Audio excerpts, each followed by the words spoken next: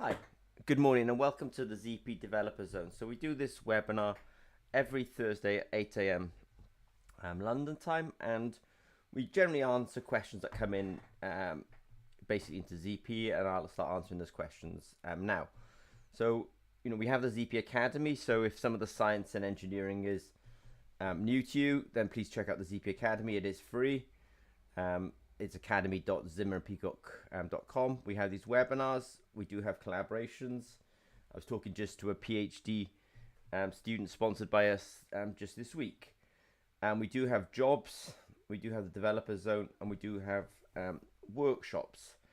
And so I'll just highlight that we have some workshops now in November. Just making sure that the sound's coming through. Yeah, we have workshops in November in San Diego. So I appreciate that could be a long way to travel for many of you. We do have workshops in Norway, also in November. We also do have a workshop in the UK in December. And we also have a workshop in Grenoble, also in December as well. So as I say, we have the ZP Academy. It's definitely worth checking out if you're unfamiliar with electrochemistry and electrochemical biosensors. We do these webinars every week. So we're willing to and happy to answer questions for free in these webinars. That's what we do. If people want private consulting with us, that is a different matter. We do have collaborations. I sponsor lots of PhDs. We do offer jobs, and we also, as you say, as you can see, we also do workshops. And I'll go a little bit quicker now. That's enough rambling, let's say. So this week we've had a question about wearable biosensors, and it's wearable cortisol sensors. So I will answer that. And we did have a question that just came in, which was regarding measuring pH in bioreactors. So I will also make some comments around that. So question number one was really around, I thought it was really quite interesting, kinetosis, which my understanding is it's almost motion sickness. So unfortunately, if you feel motion sickness either on a boat or a car, I think the scientific term for it is actually kinetosis. And in this inquiry, they wanted to know about measuring the cortisol in a continuous manner. So I will say it, this is actually measuring cortisol. We can do measuring cortisol. So here, I've actually expanded it to, this is some of the data here is our lactate sensor, and the data here is our cortisol sensor. So we can measure cortisol at the kind of clinically relevant applications. And we can do it in a form factor that is wearable. And here we're sort of indicating, we can measure it sort of on the skin. Now I imagine that would actually be through the sweat. So I will comment upon that. So this is technically feasible, but it's actually quite challenging, and I will comment upon that. If the inquirer had come in and sort of said that I want to do IVD, in vitro diagnostics, it would have actually been, let's say, much less challenging. So you have asked for a challenging application, and it's wearable and it's continuous, and that's what makes it sort of challenging. But I will comment upon it now. But if you'd come in and said for IVD, in vitro diagnostic, where you just kind of do a sort of single spot test, or a rapid test on a sample like blood, saliva, even just sweat, that would have been much easier. So taking a sample of sweat and bringing it to the sensor. I've actually got a video playing up here where I've been sort of showing the kind of workflow for it in IVD. That would have been much easier, but continuous measuring in a wearable application is the tough application. Almost enough conversation from me on that. So we do have the electrodes and the sensors. That's not really no issue. We also have sweat patches. By the way, there'll be a lot of information in this video today, but don't worry, all the links are on the YouTube channel. All the links will be underneath the video. So we do have sensors. We do have the sweat patch kit. Again, any links to any videos I'm showing, etc., will be underneath the video. So we do have that. We also have the electronics. That's sort of no issue. This is possibly the world's smallest potentiostat these days. So we do have the electronics as well.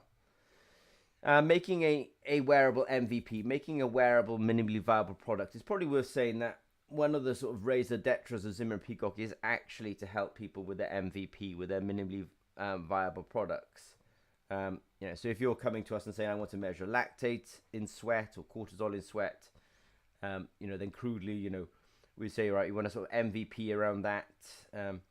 This could be the kind of form factor. I know this is a bit bulky, I understand, but when I'm using the term MVP, to insinuate the minimally viable part of this is not the finished product.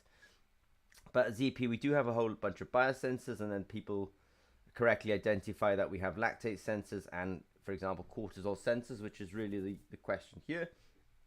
So the answer is we do have cortisol sensors. We obviously have tiny electronics. This electronics can actually run any of our biosensors.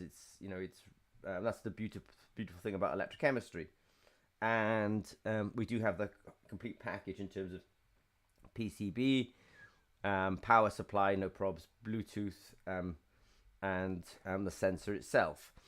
So we can put that together for people. And what really makes this, let's say, doable in this day and age is actually the connectivity. The fact is that there are smartphones in most people's pockets, and those smartphones, whoops-a-daisy, give us connectivity to the cloud. So we do have a cloud system called Julie that is in place, and we can essentially via smartphone apps send data to the cloud. And Julie is a thing, and here's a URL for it. I've currently got a free plan running on Julie, but Julie's great because it allows us to move the raw data, and I want to say warts and noise and bumps and all up to the cloud, and that really helps us then sort of deconvolute the true signal from the background and the background noise. Now, if somebody came to us and said, I want to make a cortisol sensor, a wearable cortisol sensor, then we would use our Accelerator platform, which is take our electronics, take our sensor, put it into a form factor that's appropriate. We have the apps for this anyway, for connecting and making that Bluetooth connection, and then we can send the data to the cloud. Now, in an application, we have to kind of ask, well, even though we're measuring cortisol in sweat, we have to have some way of understanding the cortisol level independent of our sensor. So we would be looking for a kind of third-party, how would I call it, sort of conformational test. And these things exist as assays on microtiter plates, so they do exist. But the reason I bring that up is because then we would have a good way of saying, right, this is the signal coming from the sensor. This is the clinical sample that we've tested on a sort of third-party device. And then we make sure that these two things essentially correlate, that the biosensor value correlates with the clinical value. So if I back up a little bit at the moment, so the inquirer is saying we want to measure cortisol in a continuous manner. I think the application is really interesting. They're trying to do, I want to hope I say it right, kinetosis, which seems to be really movement, motion sickness rather. Maybe you get it from cars, maybe you unfortunately get it from boats, maybe you get it from flying. And they want to make a continuous sensor for that. It is demanding. If they'd asked a slightly different question, which is we want to make a in vitro diagnostic test of cortisol, I would have almost told them it's an order of magnitude easier, but they didn't. The reason I can kind of say that it's an order of magnitude easier because the platform for doing sort of IVD in vitro diagnostic tests for us is it's easier because in some ways you just bring the sample to the sensor. But what makes the particular question hard is the continuous and wearable nature of it. So I think for these particular guys, if they want a quick, low-cost solution, unfortunately, I generally don't think we have it for them at the moment. So my apologies on that.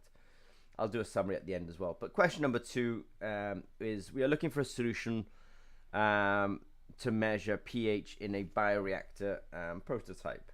Okay, so this is straightforward enough. I mean, the one thing about bioreactors already, now this is a continuous application, they want to continuously measure pH, but it's not wearable, it's not shaking around and giving us all the kind of noise. So we do have these pH sensors.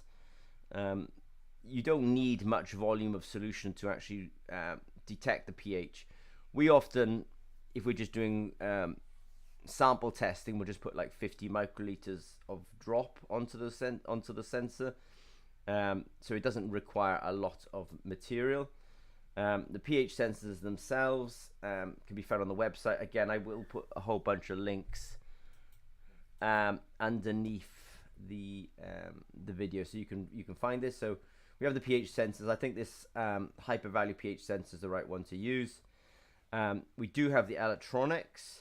Now, the one thing to say is people will get these pH sensors and they will get these electronics. Where they really get stuck is actually the application itself.